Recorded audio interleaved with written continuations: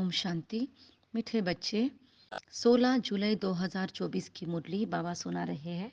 मीठे बच्चे, ड्रामा की यथार्थ नॉलेज से ही तुम अचल अडोल एक रस रह सकते हो। माया के तूफान तुम्हें हिला ही नहीं सकते। प्रश्न है आज की मुरली से, देवताओं का एक मुख्य कौन सा गुण हम बच्चों में सदा दिखाई देना चाहिए? उत्तर, हर्षित रहना। देवताओं को सदा मुस्कुराते हुए और हर्षित दिखाते हैं।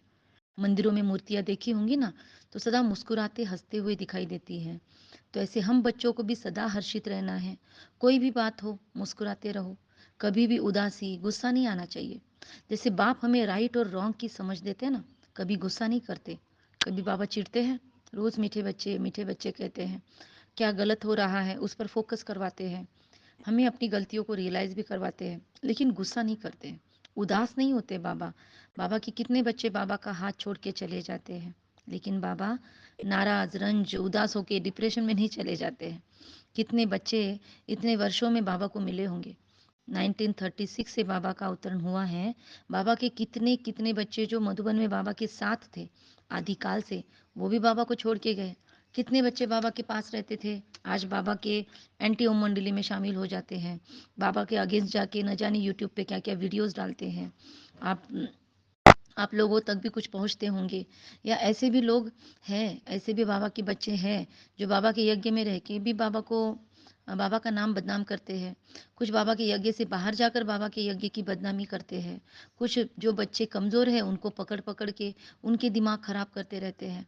तो ऐसे कितने बच्चे हैं जो बाबा की ग्लानि करने के निमित्त हैं, या बार बार गलतियाँ करते हैं। अपने आप को ही देख ले, हम कितनी बार बाबा की श्रीमत की उल्लंघन कर चुके हैं, कितनी बार बाबा को माफ़ी मांगी और कितनी बार वही गलतियाँ की। क्या मम्मा के समान एक बार गलती किया और फिर से रिपीट नहीं किया? ऐसे हैं हम में से?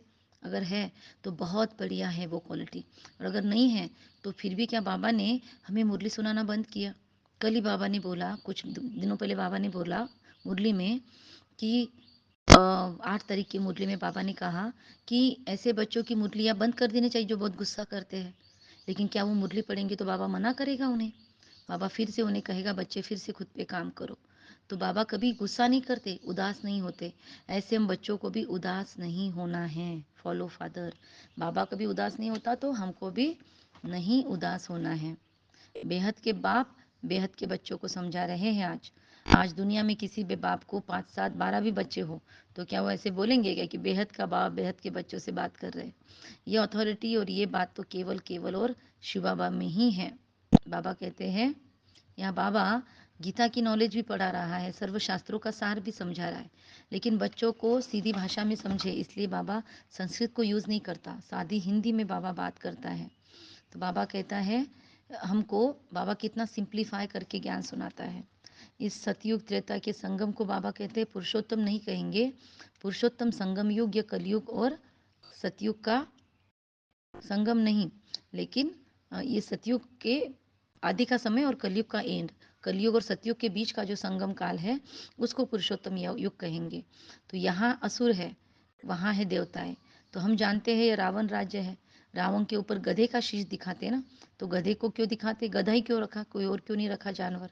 क्योंकि गधे को हम कितना भी साफ कर देना, नीला धुला कर, उसको उसके ऊपर कपड़े रखे और मिट्टी दिख गई तो गधा फिर से जाके उसमें लथेड़ेगा और मिट्टी में लपेट कर लेट कर कपड़े खराब कर देगा। तो बाबा हमारे कपड़े साफ साफ गुल गुल बनाते हैं, फिर रावण राज्य में लिथड़ कर अपवित्र बन जाते हैं हम, फिर से बाबा आते हैं फिर से साफ करते हैं, ये चलता ही रहता है कार्य। तो आत्मा और शरीर दोनों अपवित्र बन जाते हैं।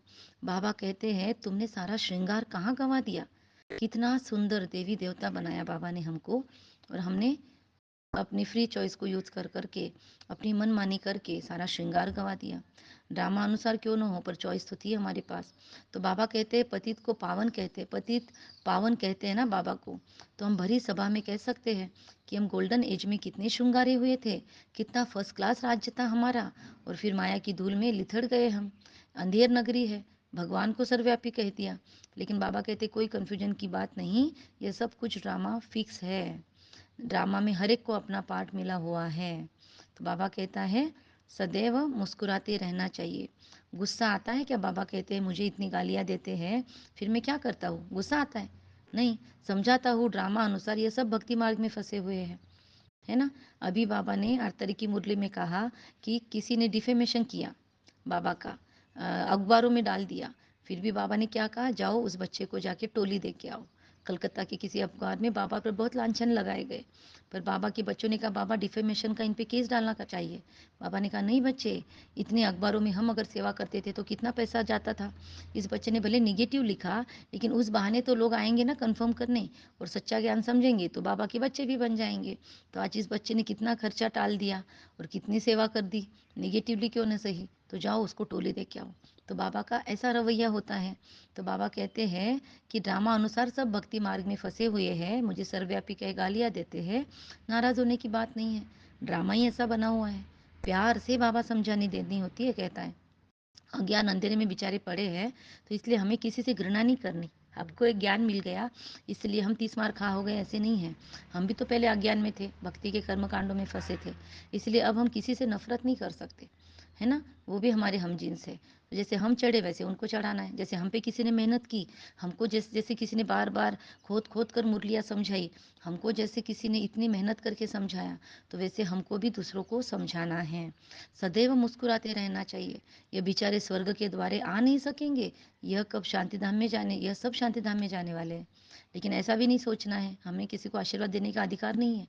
पता नहीं कौन सी आत्मा का कब भाग खुल जाए। हम जिसको समझते थे ये तो अज्ञानी है, ये तो आएंगे नहीं, आज वो भी आत्माएं ज्ञान में चल रही है। तो इसीलिए किसी को आशीर्वाद नहीं देना है कि ये नहीं आएंगे। सब चाहते भी शांति है, तो बाबा कहते हैं शांति धाम में तो जाएंगे ना कम से कम। तो बाप ही रियल समझाते हैं, बाकी सब दुनिया कैसे समझाती है, बाबा रियल समझाते हैं, बाकी डैश डैश डैश। तो अभी तुम जानते हो कि ये खेल बना हुआ है ड्रामा का। ड्रामा में हर एक को पार्ट अलग अलग मिला हुआ है, और हर एक की पार्ट बाबा की पसंदीदा है। इसलिए हम किसी की पार्ट से ईर्ष्या द्वेष घृणा नहीं कर सकते कि ये ऐसे क्यों रहते। उसका वही रोल है और वो अच्छे से बजा रहा है, तो कॉन्ग्रेचुलेशंस। तो इसमें बड़ी अचल स्थैर्यम बुद्धि चाहिए। जब तक अचल अडोल एक रस अवस्था नहीं, तब तक पुरुषार्थ कैसे करेंगे। कुछ भी हो जाए, तूफान भी आए, लेकिन बाबा कहते हैं स्थैर्यम रहना है। स्थैर्यम शब्द याद रखेंगे सारा दिन, आज मैं स्थैर्यम हूँ। माया के तूफान ढेर आएंगे, पिछाड़ी तक आएंगे, बाबा कहता है तो फिर तो टेंशन ही नहीं, लास्ट तक आते रहेंगे, स्थैर्यम रहना है। अवस्था मजबूत चाहिए, ये गुप्त मेहनत है। खुद की अवस्था स्थैर्यम रखना बोलने में आसान है, पर ये मेहनत गुप्त है, ये किसी को नहीं समझती। बाबा को और हमको ही समझती है, हमारे चार्ट में, हमारे लेटर्स में बाबा ही जानता है। तो कई बच्चे पुरुषार्थ कर तूफान को उड़ाते रहते हैं, जितना जो पास होगा उतना ऊंचा पद पाएगा, जितना अलबेला होगा उतना गिरेगा। तो अपनी अवस्था खुद ही चेक करनी है। राजधानी में तो पद बहुत सारे हैं, है ना, तो किसको क्या लेना है, हर एक की मर्जी, हर एक की चॉइस।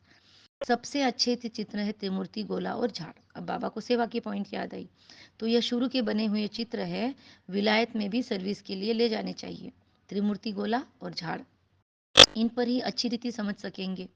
आहिस्ते आहिस्ते बाबा जो चाहते हैं ये ऊपर यह चित्र कपड़े पर हो, वह भी बनते जाएंगे। बाबा ने फ्लेक्स पर बनाने के लिए कहा, तो आज तो बड़े बड़े चित्र बन चुके हैं। तो ब्रह्मा बाबा की कितनी दिल होती थी सेवाओं को बढ़ाने की, तो आज बाबा कितना खुश होता होगा जो बच्चे बाबा की सेवा कर रहे हैं, यज्ञ में पैसा लगाते हैं, सेवाओं में पैसा लगाते हैं, और मन भी लगाते हैं, तन भी लगाते हैं। तो तुम समझाएंगे कि ये कैसे स्थापना हो रही है। बाबा को छोटे चित्र पसंद नहीं, बड़े बड़े चित्र चाहिए। बाबा कहते तुम भी इसको समझेंगे तो अपने धर्म में उच्च पद पाएंगे। यदि कोई धर्म वाले भी आत्माएं हैं तो वो अपने धर्म में ऊंचा पद पाएंगे। भले मुरली न सुने, पुरुषार्थ न करे, योग न करे, लेकिन अगर वो ज्ञान ले लेता है तो उसको अपने धर्म में ऊंचा पद मिलेगा। क्रिश्चियन धर्म में तुम उच्च पद पाना चाहते हो तो अच्छी रीति समझो, है ना। कोई अपना नहीं छोड़ना चाहता धर्म, तो कहो न छोड़ो, लेकिन ये ज्ञान अगर समझ लो तो अपने धर्म में ही ऊंचा पद मिलेगा। तो धर्म परिवर्तन की बात ही नहीं है। अच्छा, मीठे मीठे सिकिलदे बच्चों प्रति मात पिता बाप दादा का याद प्यार और गुड मॉर्निंग। रूहानी बाप की रूहानी बच्चों को नमस्ते। हम रूहानी बच्चों की रूहानी मात पिता बाप दादा आपको याद प्यार, गुड मॉर्निंग और नमस्ते नमस्ते। वाह बाबा वाह, शुक्रिया बाबा शुक्रिया। वाह ड्रामा वाह, वाह मुझ आत्मा का श्रेष्ठ से श्रेष्ठ भाग्य वाह। इस पुरुषोत्तम संगम युग पर पवित्र बन स्वयं का श्रृंगार करना है। कभी भी माया की धूल में लिथड़ कर अपने श्रृंगार को नहीं बिगाड़ना। इस ड्रामा को यथार्थ रीति समझकर अवस्था अचल अडोल स्थैर्यम रखनी है। मूंझना, कंफ्यूज नहीं होना है, सदैव हर्षित रहना है। सोच समझकर हर कर्म करने वाले पश्चाताप से मुक्त ज्ञानी तू आत्मा भव। दुनिया में भी कहते हैं पहले सोचो फिर करो। जो सोच कर नहीं करते, करके फिर सोचते हैं, पश्चाताप का रूप हो जाता है। पीछे सोचना ये पश्चाताप का रूप है ना, तो पहले सोचना ये ज्ञानी तू आत्मा का लक्षण है। बाद में सब कुछ होने के बाद पछताना ये बाबा कहते हैं पश्चाताप का रूप है। तो हमको इससे अब मुक्त होना है। अगर हम भी प्रॉब्लम करने के बाद या गलतियां करने के बाद पछता रहे हैं, फिर बाबा को सॉरी सॉरी बोल रहे हैं, तो अब उससे खुद को परे लाना है। पहले ही सोच लेना है, किसी काम के पहले ही बाबा को याद कर लेना है। पता है ना यहाँ पे ये प्रॉब्लम होगा, पता है ना यहाँ पे माया आ सकती है, तो वहाँ पे पहले ही बाबा का आह्वान कर लेना। रात में सोने के पहले बाबा का आह्वान करना, सुबह उठते ही बाबा की सुरक्षा कवच को धारण करना, तो भी बहुत सारी बातें टच हो जाती है समय पर। तो बाबा कहते हैं ज्ञानी या तो आत्मा का गुण है कि पहले जाग जाना। द्वापर कलयुग में अनेक प्रकार के पश्चाताप ही करते रहे, लेकिन अब संगम पर ऐसा सोच समझ कर संकल्प और कर्म करो जो कभी भी मन में भी एक सेकंड भी पश्चाताप न हो, तब कहेंगे हमें ज्ञानी तू आत्मा। स्लोगन आज की मुरली का है, रहमदिल बन, सर्व गुणों शक्तियों का दान देने वाले ही मास्टर दाता है। रहमदिल बन, सर्व गुणों और शक्तियों का दान देने वाले ही मास्टर दाता है। अच्छा, कम बोलेंगे, धीरे बोलेंगे, मीठा बोलेंगे, सत्य बोलेंगे, सोच समझ कर बोलेंगे, निमित्त भाव, निर्माण भाव, निर्मल वाणी रखेंगे, बुद्धि को स्थैर्यम रखने की कोशिश करेंगे, दृढ़ता को बढ़ाने की कोशिश करेंगे और अपने आप को परमात्मा के साथ कनेक्टेड रखेंगे ताकि समय पे हमको सही इशारा मिल जाए।